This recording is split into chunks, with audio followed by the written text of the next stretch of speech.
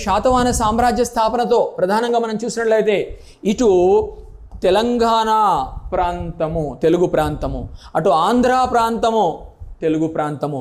So ఇది శాతవాహన సామ్రాజ్య స్థాపనతో తెలంగాణ ఆంధ్ర చరిత్రలోనే కాకుండా టోటల్గా దక్షిణ భారతదేశ చరిత్రలోనే ఒక మహోజ్వల ఘట్టం ప్రారంభమైందని చెప్పవచ్చు.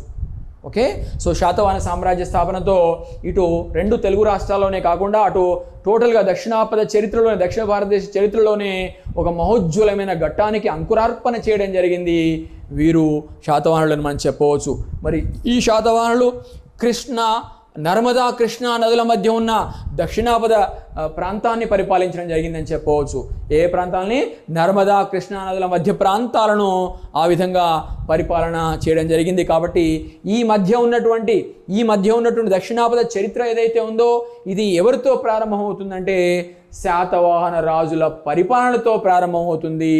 నర్మదా కృష్ణా నదుల మధ్య ఉన్న భూభాగపు చరిత్ర గమనించాల్సి ఉంది.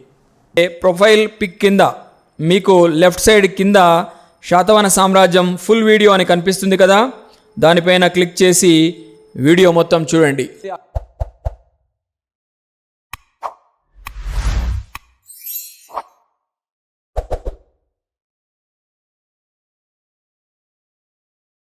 For more videos, subscribe to our YouTube channel Madhu's Online Academy.